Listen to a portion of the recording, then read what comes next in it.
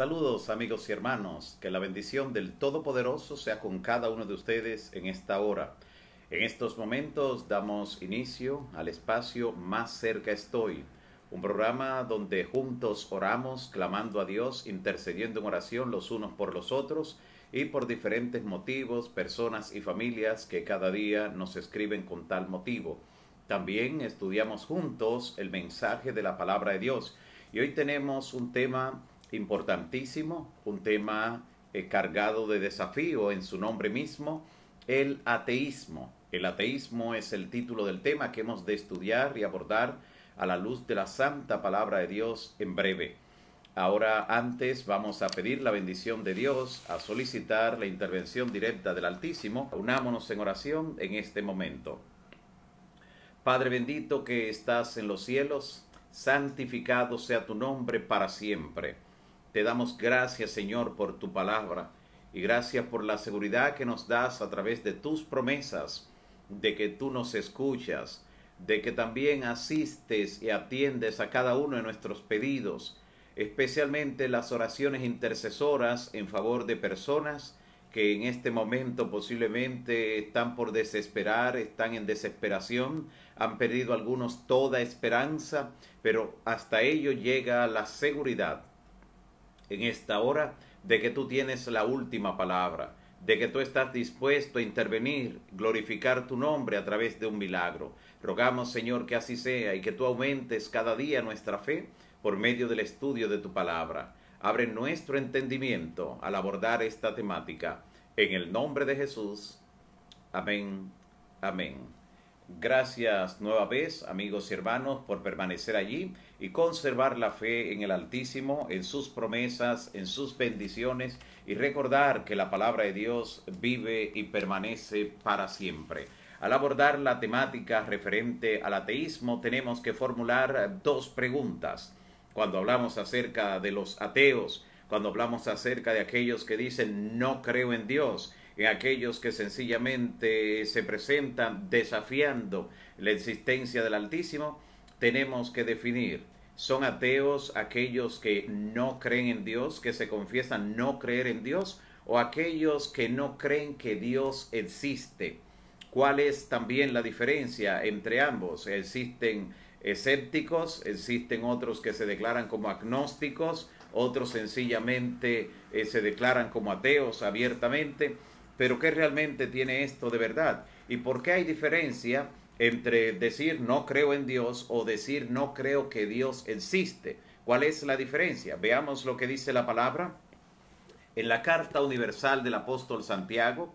Santiago en el capítulo 2, especialmente el versículo 19. Noten una disertación de fe, lo que dice aquí de manera enfática el apóstol Santiago. Carta universal del apóstol Santiago, capítulo 2, versículo 19. Y es interesante lo que él plantea desde su óptica aquí, porque inspirado por el Espíritu Santo como estaba y conocedor de toda la Escritura, podía muy bien presentar esta defensa con relación a lo que es la fe, con relación a lo que es la verdad. Note lo que dice Santiago 2, versículo 19, donde él enfatiza que no basta decir yo creo y hasta creer en la existencia de Dios, ni siquiera eso. Dice así, capítulo 2 de Santiago, versículo 19. Pero tú crees que Dios es uno, dice Santiago. Bien haces, pero no es suficiente. También los demonios creen y tiemblan. Así que si solamente es creer que Dios existe, esto no encierra todo lo que la Biblia define como fe, porque también los demonios, aquellos ángeles que fueron expulsados junto a Lucifer, ellos saben que Dios está ahí. Así que aquellas personas que están en el plano de solo creer que Dios existe, no es que están aventajados en lo que tiene que ver con la fe, porque hay que ir un paso más allá. Y lo vamos a ver porque la misma palabra define y presenta claramente cuál es la verdadera creencia. Aquellos que se declaran como ateos con frecuencia simplemente no creen en Dios. Están en el plano de aquellos que no confían en Dios, que no aceptan el ofrecimiento de Dios, pero muchos de ellos actúan en rebeldía contra Dios. como lo fue el caso del escritor confeso como ateo, José María Vargas Vila, que decía, hijo de Caín, sube al cielo y maldice a Dios. Note cómo este confeso ateo, si dice que no cree en la existencia de Dios, cómo está enviando a maldecir a Dios. Revelan realmente mediante sus palabras, muchos de ellos, porque así como hay una gran variedad de religiones y religiosos, también hay una gran variedad de ateos. Y una parte de ellos sencillamente actúa en rebeldía contra Dios, renegando contra lo que Dios expresa en su palabra, en su verdad, en fin. Y la experiencia de algunos ateos incluso ha sido la siguiente. Por ejemplo, un ateo busca a un creyente de a pie, o sea, a un creyente común y corriente, lo involucra en algún tipo de desafío, en algún tipo de discusión o debate con relación a la existencia de Dios y a lo que tiene que ver con los principios de la palabra, y con frecuencia el ateo pudiera ganar el debate a ese creyente de a pie con el que entabló la discusión, creyendo que al ganar una discusión con argumentos racionales podrá de alguna manera obtener realmente algún beneficio.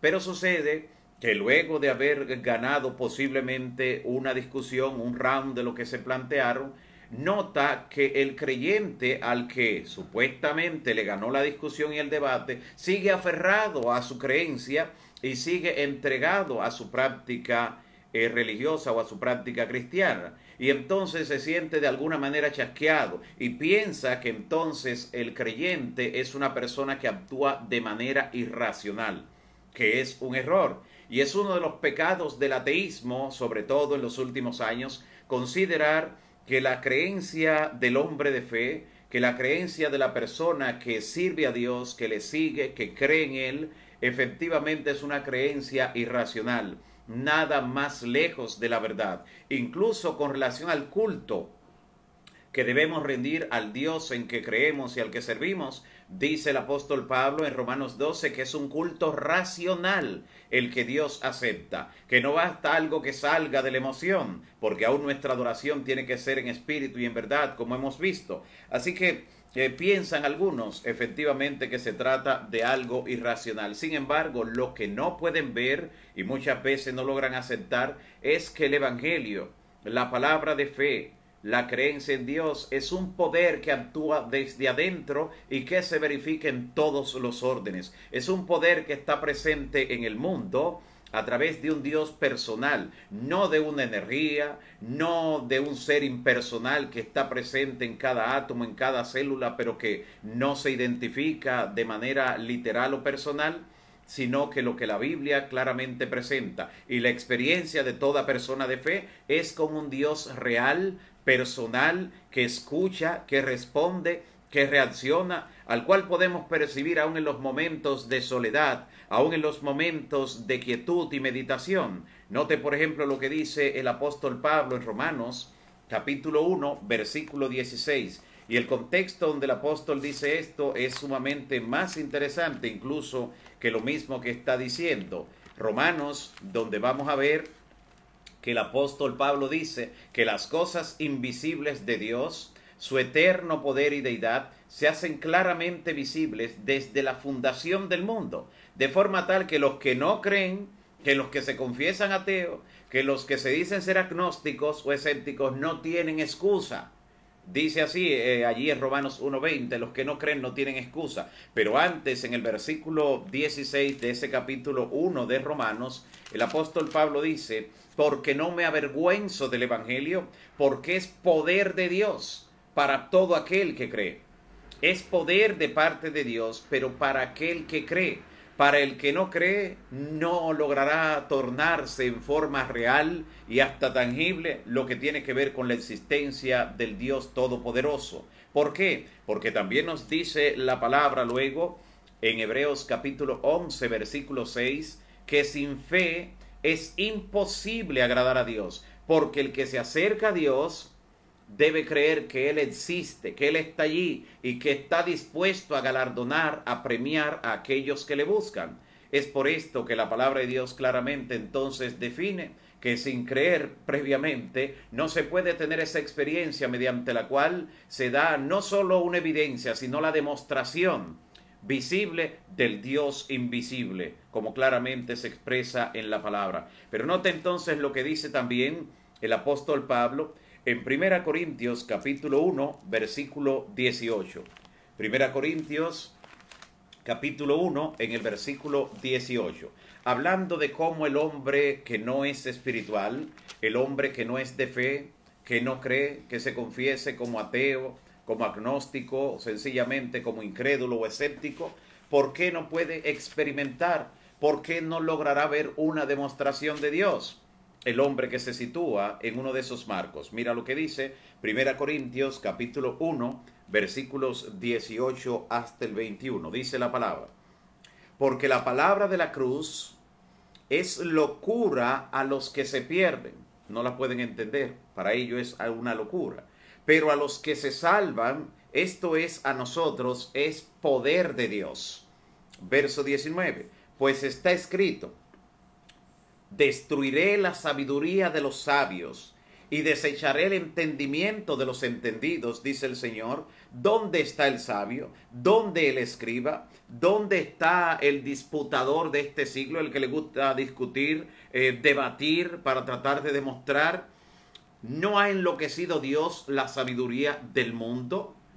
Pues ya que en la sabiduría de Dios el mundo no conoció a Dios mediante la sabiduría, le agradó a Dios salvar a los creyentes por la locura de la predicación. Y esto es lo que ocurre real y efectivamente. Dios ha enloquecido la sabiduría de este mundo. Por ejemplo, uno de esos que le gusta debatir, como plantea también el texto, que le gusta contradecir y hasta debatir para tratar de demostrar la inexistencia de Dios y negar también el relato de las Escrituras, que es uno de los argumentos más poderosos en favor de la fe, discutía justamente con algunos creyentes de a pie, y una de las personas era quien le respondía.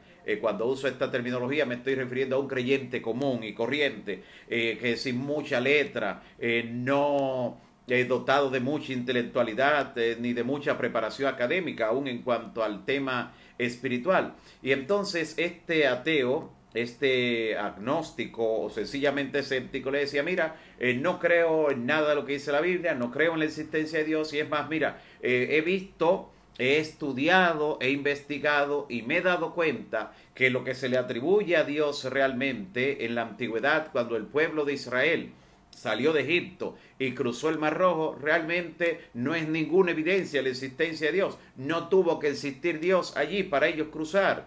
Le dice: ¿por qué? Dice: bueno, porque en esa época, según estudios, de vez en cuando y de cuando en vez en esa época, la marea desciende por debajo de las rodillas de las personas. Así que muy bien, ellos pudieron cruzar a pie. Todo ese trecho pudieron cruzar a pie. Y entonces aquellos creyentes que estaban allí le dicen a él: ¿cómo? ¡Gloria al Señor! Le dice: ¿cómo que gloria al Señor? Sí, porque si el Señor fue capaz de ahogar un ejército enorme como el de Faraón en un agua que daba por debajo de los pies, ¿qué poder extraordinario es el de Dios? Nota lo que dice la palabra. Mira lo que dice de nuevo aquí en 1 Corintios capítulo 1, en el versículo 20. ¿Dónde está el sabio? Semejante argumento. ¿Dónde está el sabio? ¿Dónde está el escriba? ¿Dónde el disputador de este mundo, el que discute, el que debate? ¿No ha enloquecido Dios la sabiduría del mundo? Realmente la ha enloquecido. ¿Cómo es posible que alguien prefiera creer en semejante cosa tan absurda como que el agua desciende a ese nivel, si en el mismo lugar se han descubierto mediante hallazgos arqueológicos los implementos y gran parte de lo que fue la artillería de Faraón, que quedó ahogada en ese trecho del mar? Hasta el momento ningún descubrimiento arqueológico, ni uno, ha podido desacreditar el volumen sagrado. No existe en ninguno de los grandes museos del mundo un solo detalle que haya descubierto la pala del arqueólogo que haya contribuido a arrojar dudas sobre la palabra. Todo lo contrario, pareciera como que cada pala del arqueólogo, cada porción de tierra o piedra que se descubre, tiende a confirmar todo lo que dice la palabra. Cada evento, cada ciudad, cada personaje de la antigüedad que los escépticos normalmente ponían en duda y decían eso solo está en la Biblia, no crean que eso existió. A medida que han ido pasando los años, los arqueólogos han logrado descubrirla. Y déjenme decirles, hay grupos arqueológicos que trabajan buscando algo que sea una contraevidencia, valga la redundancia, contra la palabra, contra Dios, algo que tienda a desacreditar. Y aún con todo ese movimiento, buscando desacreditar la palabra, la autoridad divina, los relatos de las Escrituras, todavía no han logrado hacerlo y tampoco lo harán. Porque Jesús dijo en Mateo capítulo 24, versículo 35, el cielo y la tierra pasarán, pero mis palabras no pasarán. Y cada vez más tiene cumplimiento todo lo que está escrito. Por eso definitivamente el concepto del ateo, el concepto de creer que es algo irracional lo que plantea el creyente, está totalmente alejado de la verdad. Si hay algo racional, si hay algo a lo que podemos aplicar la razón, es justamente la creencia en un Dios todopoderoso y en el relato de las Escrituras, tal y como se expresa claramente en la palabra.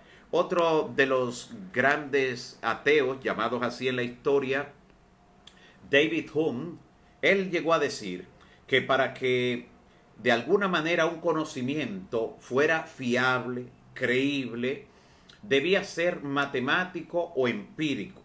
Es decir, que debía estar basado en la experiencia fáctica o en la demostración de lo lógico matemático. Y nada que se pueda pegar más a lo lógico, a lo matemático, a los conceptos puramente matemáticos, que los conceptos que se expresan en las Escrituras acerca de Dios. Por ejemplo, fuera de Dios no podría argumentarse ni encontrarse nada, ni por la ciencia, y mucho menos por los ateos, algo que pueda completar el concepto de lo infinito como Dios. Alguien que siempre ha existido y que siempre existirá, que está fuera de lo que son los límites del tiempo humano, solo Dios. Y nadie podría encontrar algo más. Y el concepto de lo infinito está justamente en lo matemático. No se le puede aplicar a otra cosa. En la matemática también encontramos el origen. Todo un origen, todo lo que está fuera de lo infinito tiene un origen. Y tiende a prolongarse o en forma mesurada, si tiene algún tipo de límites, o en forma extraordinaria, llegando también a lo infinito hacia un extremo. Es el concepto de la vida eterna que Dios promete a aquellos que creen en Él. Tienen un origen las criaturas, pero creyendo en Dios pueden tener vida eterna. El concepto de aquello que parte de un origen, pero que se extiende infinitamente. Y claramente en la palabra también encontramos las profecías. Las profecías no apelan a la fe. Las profecías apelan a la razón y están en la Biblia, porque con las profecías podemos ver y calcular matemáticamente si un evento de tiempo de los que la Biblia presenta realmente se cumple, y si se cumple con exactitud, tal y como lo presentan las Sagradas Escrituras. Y en la Biblia encontramos profecías de tiempo que datan desde miles de años atrás, y las que se cumplieron hasta hace solamente 150 años antes de nosotros, todas cumpliéndose de manera exacta. Y claro, aquellos que no han logrado poder contradecir, poder arrojar dudas a lo que se cumple de la palabra, especialmente de la profecía, lo que han tendido a presentar como argumento es decir, bueno, la Biblia ha sido traducida una y otra vez, quién sabe cuántos elementos se le hayan corregido, se le hayan cambiado, se hayan alterado a lo largo de los siglos. Sin embargo, justamente la pala del arqueólogo en la década de 1940 posibilitó el hallazgo más grande de la arqueología en el siglo XX, que fue el hallazgo de los rollos del Mar Muerto, como se conocen, manuscritos de las Escrituras, donde había manuscritos de todos los libros del Antiguo Testamento, incluyendo 2 copias, una intacta del libro de Isaías completa, y el libro de Isaías fue escrito en el siglo 8 antes de Cristo. Así que lo que de inmediato se realizó, especialmente motivado por la llamada alta crítica, que trata de decir que esos documentos tan antiguos ya no tienen valor, que han sido cambiados, ellos dijeron vamos a traducir para demostrar que ya no es igual a lo que se tiene como la Biblia. Pero cuando se tradujo, cuando se tradujeron esos documentos, se halló que no existe ni siquiera una diferencia significativa con todo lo que tenemos hoy como la palabra de Dios revelada. Eso nos dice otra vez lo que dice el Señor Jesús: el cielo y la tierra pasarán, pero mis palabras no pasarán. Nuestra creencia no es irracional, nuestra creencia no parte sencillamente de algo que está fuera del mundo racional, que está en lo fantástico, que está en la leyenda, que está en los cuentos, en la fábula. Nuestra creencia se basa en argumentos que pueden ser fácilmente demostrados a lo largo de la historia, y no solamente lo que tiene que ver con la profecía, en la vida de las personas. Es otro argumento también que fue presentado por creyentes a un grupo también de ateos que pensaban que le tenían contra la espada y la pared con argumentos sobre la creencia, sobre la existencia de Dios. Y uno solo de esos creyentes le dijo a los ateos: bueno, está bien, solamente muéstrennos una persona cuya vida haya sido rescatada o transformada por el ateísmo. Nosotros le enseñaremos millones que han sido transformadas y rescatadas de la ruina a hacer una vida que realmente vale la pena, una vida que se desarrolle y alcance el éxito, todo por la palabra de Dios. Los ateos solo pudieron mirarse los unos a los otros. ¿Qué vida ha logrado ser transformada por el ateísmo? Ni siquiera una.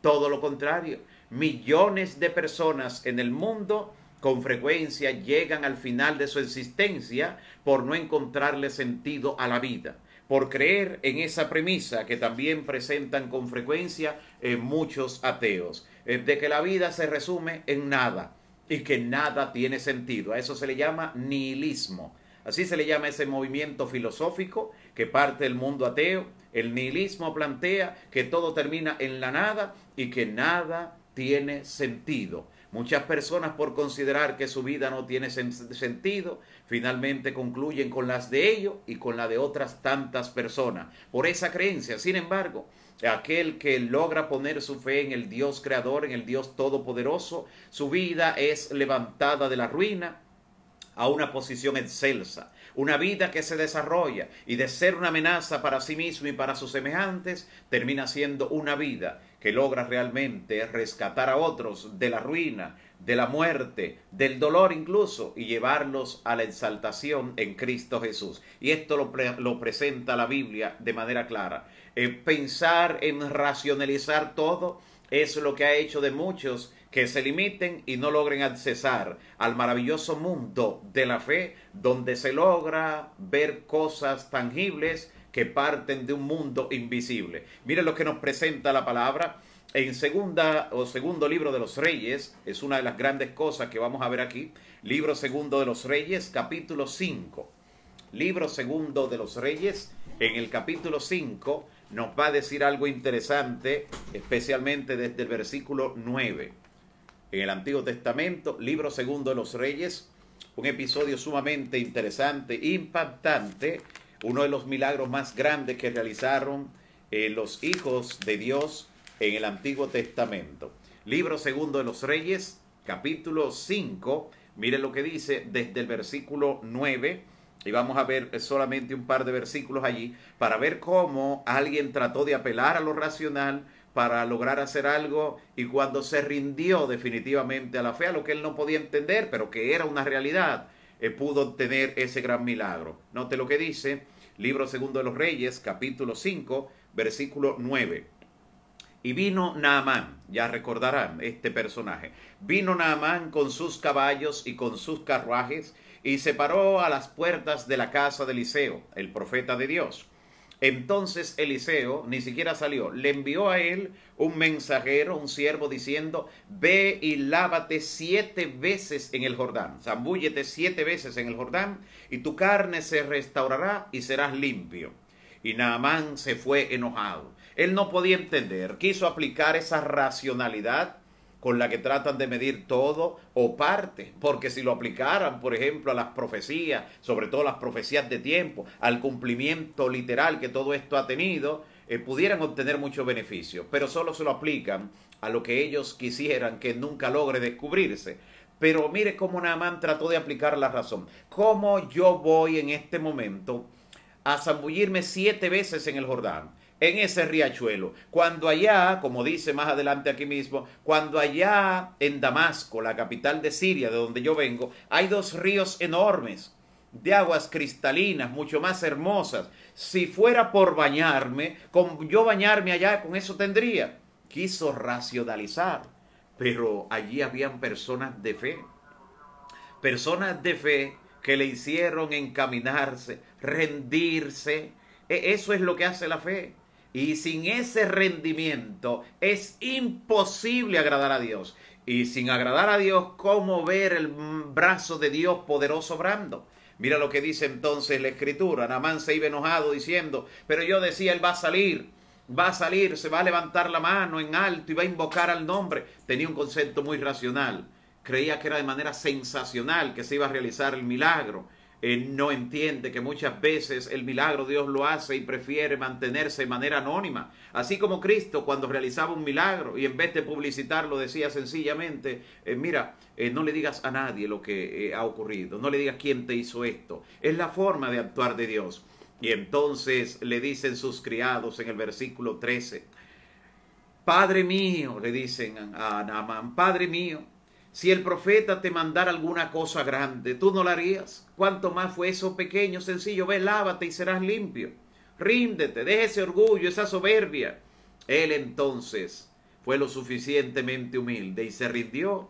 Descendió, dice la palabra. No solo descendió hasta el río Jordán, descendió de la altura de su arrogancia a la humildad que es capaz de tomar la fe y hacer cosas extraordinarias que nunca podrán ser explicadas desde el punto de vista de la razón, pero son reales para honra y gloria del Señor, son innegables y como tal, razonables creer en ella. Dice la palabra, y así de esta manera se zambulló 7 veces en el Jordán, conforme a la palabra del varón de Dios, conforme a creer en la palabra, en la promesa, y su carne se volvió como la carne de un niño y quedó limpio.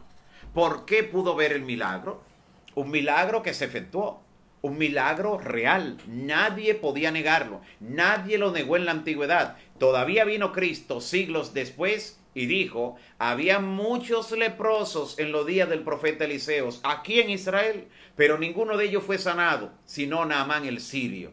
Porque la fe hace la diferencia. La fe es capaz de mover el brazo poderoso de Dios y hacerlo obrar en circunstancias que son innegables. ¿Quién podría negarle? ¿Quién podría ser lo suficientemente escéptico, incrédulo, ateo o agnóstico para no creer en lo que estaba mirando frente a sí?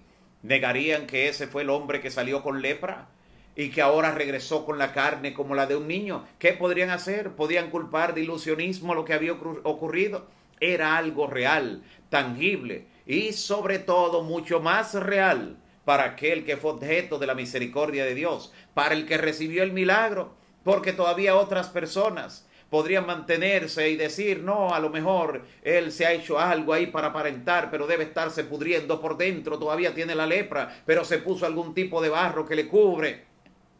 A la distancia la gente puede seguir creyendo lo que quiera, pero aquel que ejerce fe, pone su fe en Dios y cree en Él, no solo que Él existe, sino que Él está allí dispuesto a premiar a los que le buscan, ese verá el milagro de Dios en su vida. Ese entenderá la razón principal de que muchos se llamen ateos, agnósticos, escépticos, sencillamente como una forma de rebelarse contra Dios. Pero ¿por qué quieren eliminar la idea de Dios?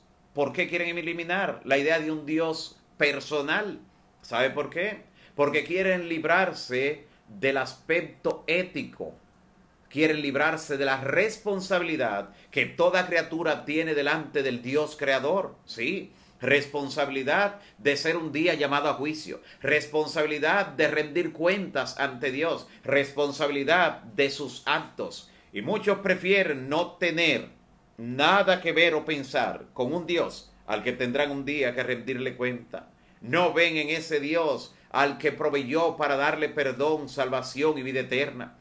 El que ha hecho que la vida no termine aquí, en los límites de este mundo, que no termine ni siquiera con la primera muerte, porque el Señor ha dicho, yo soy la resurrección y la vida. El que cree, nota, siempre está el ingrediente de la fe. El que cree en Él, entonces, aunque esté muerto, vivirá.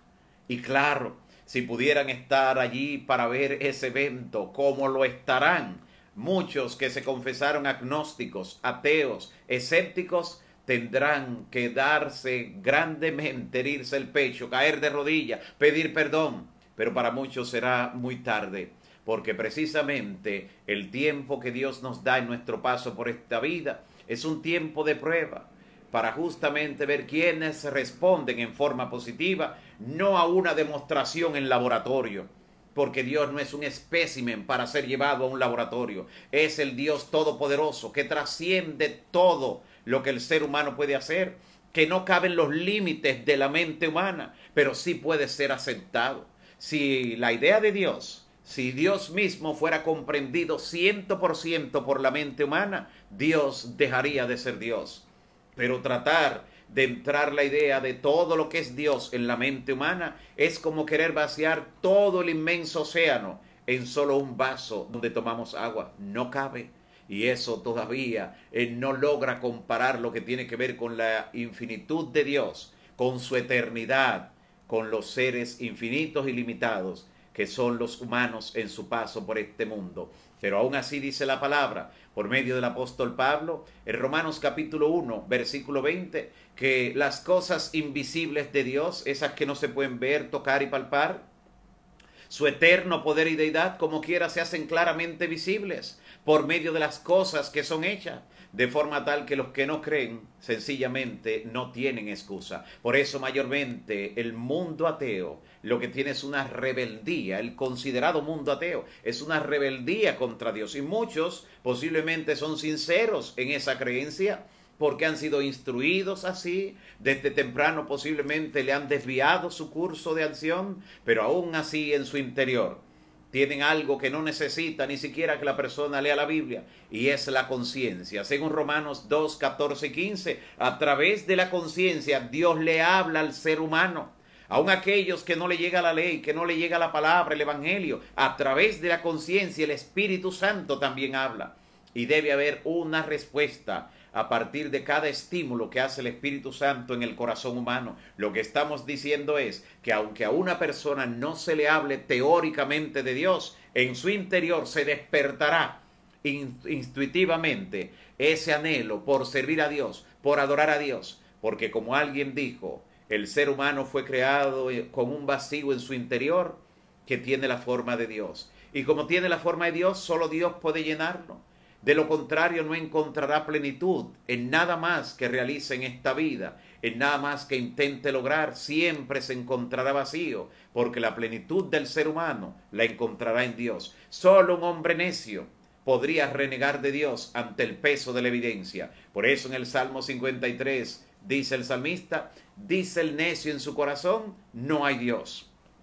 Tiene que ser semejante necedad. ¿Por qué? Porque el principio de la sabiduría es el temor a Dios, es el temor a Jehová. Y esto nos dice claramente la razón por la que tenemos que aferrarnos al Dios creador, al Dios todopoderoso. Dice aún más el apóstol Pablo. A Pablo le tocó también defender la fe allí ante los atenienses, aquellos filósofos que profundizaban, que argumentaban, que querían de alguna manera debatir a Dios en sus conceptos humanos. Y entonces estos filósofos, por cierto, que buscaban muchas razones, que pedían evidencia para poder creer en Dios, pedían evidencias para creer en el Dios todopoderoso. Sin embargo, tenía un ídolo, un Dios en cada esquina, según nos dice Pablo en Hechos capítulo 17, en cada esquina había un altar, porque realmente es lo que hacen muchas veces los que reniegan de Dios, los que se confiesan ser ateos. Por eso algunos han visto el ateísmo como una religión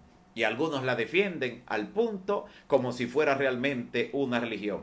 ¿No te has puesto a pensar, amigo y hermano, que si el que se confiesa ateo o agnóstico realmente fuera sincero en esa creencia, fuera cierto que esa es su idea, a menos que se viera confrontado en algún momento, pudiera estar tranquilo con su creencia? Pero no, tiene que necesariamente promoverlo, porque se inquieta y él mismo no es convencido, y cree que si un día logra convencer a alguien, entonces él mismo estará más convencido de que está en lo correcto. por eso busca frecuentemente intentar convencer a alguien, intentar mediante argumentos colocar a alguien contra la espada y la pared, según creen.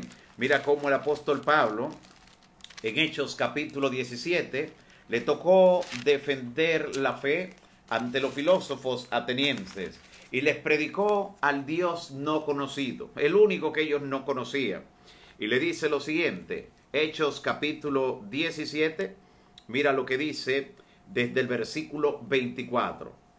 El Dios que hizo el mundo y todas las cosas que hay en él, siendo Señor del cielo y de la tierra, no habita en templos hechos por manos humanas, no se limita a eso, ni es honrado por manos de hombres como si necesitara de algo, porque Él es quien da a todos vida, aliento y todas las cosas. Vida en primer lugar, sin la cual aún los que niegan a Dios, los que contradicen a Dios no pudieran hacerlo, si no fuera por la vida que el mismo Dios le da. Bueno, he mencionado algunos casos donde algunos creyentes, incluso sin ningún tipo de instrucción profunda, sin ningún tipo de estudio profundo de teología, ha logrado silenciar muchas veces a los llamados ateos. Alguien que asimismo le decía a un grupo de creyentes, yo no creo en Dios, no lo acepto y sencillamente no creo que exista.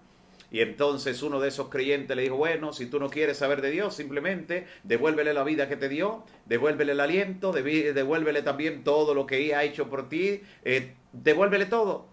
Y él se quedó así como meditando un rato, porque no se hizo a sí mismo. Noten, así que tiene el ser humano que reconocer que todo don perfecto viene de Dios. Y Él es quien da, dice el apóstol Pablo, vida, aliento y todas las cosas. Y de una sangre, de una sola sangre, ha hecho todo el linaje de los hombres para que habiten sobre la faz de la tierra y les ha prefijado el orden de los tiempos y los límites de su habitación. Dios definió hasta dónde deja llegar al hombre. Sí, el hombre hace viajes espaciales, coloca radiotelescopios, pero Dios ha definido hasta dónde ven, hasta dónde llegan, hasta dónde le permiten. El orden de los tiempos y los límites de su habitación. Dios también le permite al hombre hasta dónde llegar. Y dice en el versículo 27, para que busquen a Dios. Mira para qué Dios le ha dado vida, aliento y todo. Para que busquen a Dios le ha dado vida aquí. Y algunos utilizan esta vida, esta corta vida, la utilizan para negar a Dios, para contradecir sus enseñanzas, para declararse como no crédulos, como ateos, como agnósticos. Y Dios le está dando esa vida, esa oportunidad, para que lo busquen, si en alguna manera, por lo menos palpando, puedan hallarle. Aunque ciertamente Dios no está lejos de ninguno de nosotros, porque en Él vivimos y nos movemos y somos. Todo lo que tenemos le pertenece y Él trasciende todo. Como algunos de vuestros propios poetas han dicho, porque linaje suyo somos. Siendo linaje de Dios, debemos entender que la divinidad es superior a todo lo que el ser humano puede imaginarse.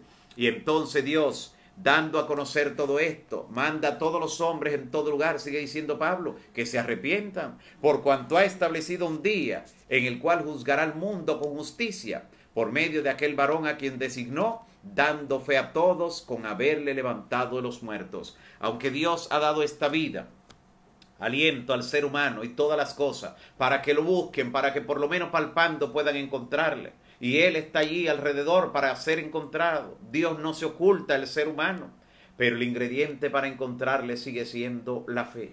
Así que la premisa de aquellos que se confiesan como ateos, como agnósticos, esa misma premisa de inicialmente no creer en su existencia, ya le está cohibiendo de poder encontrarlo.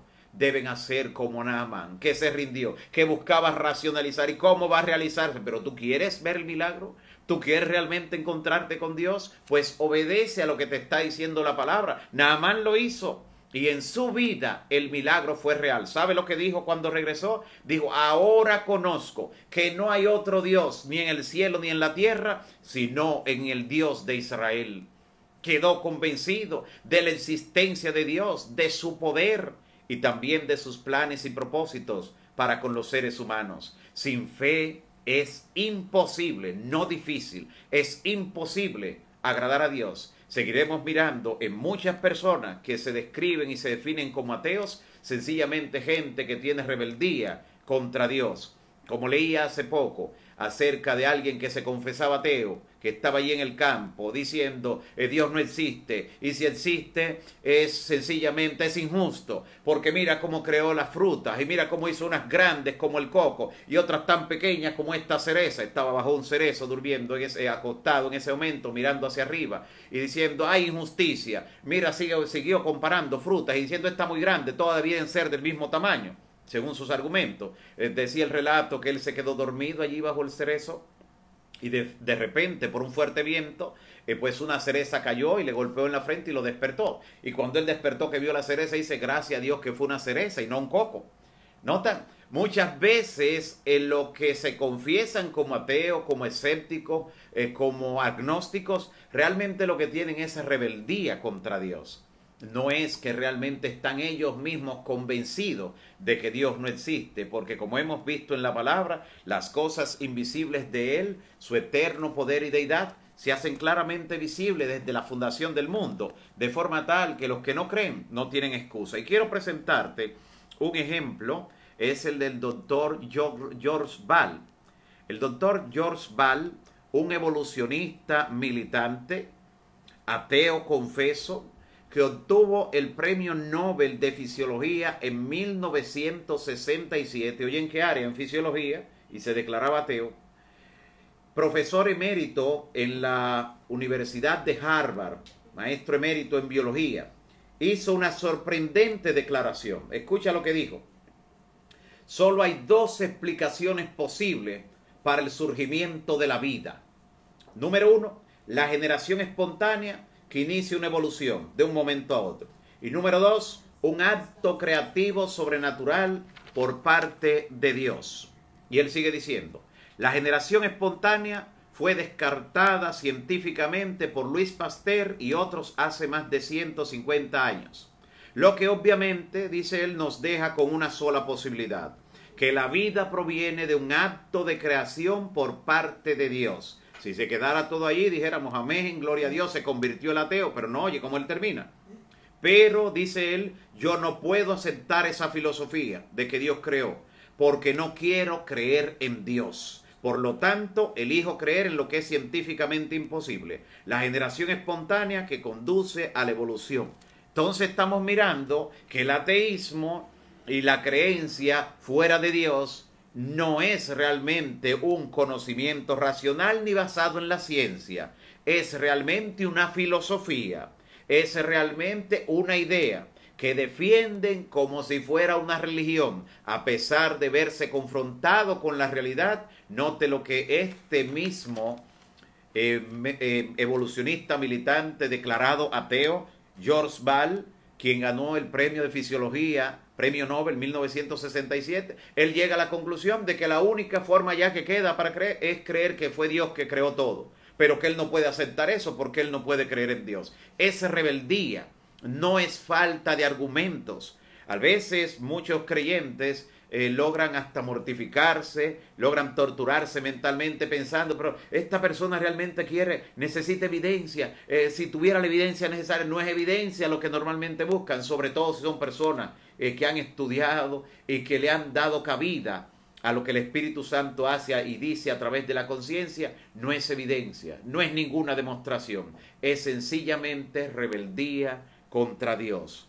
Y cuando encontramos ese tipo de personas, lo único que podemos hacer es seguir orando para que en algún momento ellos decidan sensibilizarse y abrir su corazón a Dios, para que aunque sea palpando, como dice Pablo en Hechos 17, puedan encontrarse con Dios y en Él tener perdón, salvación y vida eterna. Es sumamente importante que plantees esa realidad desde el punto de vista de la lógica, de la razón.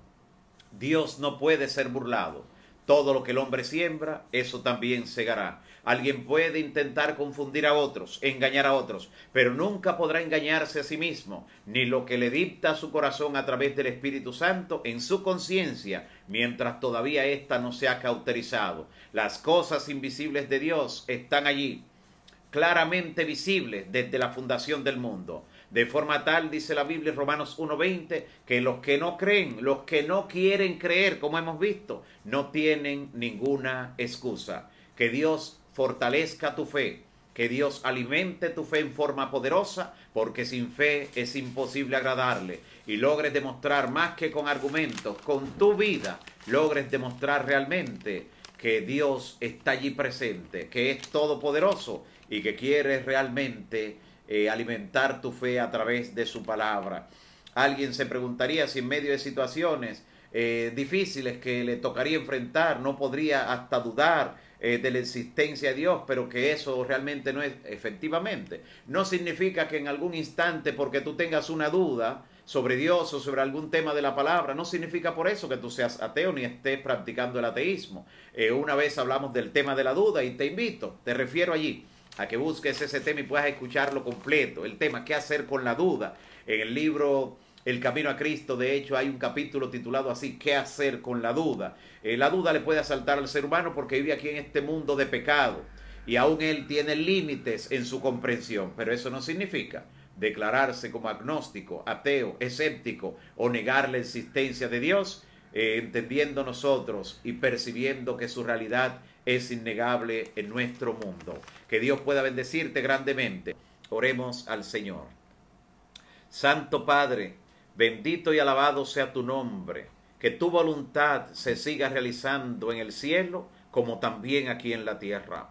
Perdona nuestros pecados y lávanos con la sangre de Cristo. Reprende al enemigo de nuestro lado, Señor. Y en esta hora te rogamos encarecidamente por cada pedido, cada persona, cada familia que esté en este listado y cada familia que es representada en cada amigo y hermano que se ha conectado, cada persona que recibirá el mensaje en algún momento, en alguna hora, que también reciba tu bendición especial y que las oraciones que están elevando en este instante, Señor, tú puedas responderle de acuerdo a tu santa y bendita voluntad. Interven en sus vidas, en aquellos que están quebrantados de salud, Señor. Dale una pronta y total recuperación. Obra en ellos y ellas. Dales un toque sanador en la parte afectada, restableciendo cada tejido, cada tendón, cada músculo, cada hueso, cada órgano, cada célula.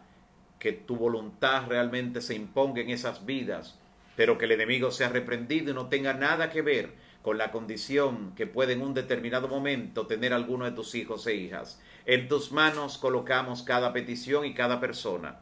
Gracias por escucharnos y respondernos. Permite que mañana nueva vez al mediodía nos reunamos para continuar estudiando tu palabra. En el nombre de Jesús. Amén. Amén. Que Dios te siga bendiciendo.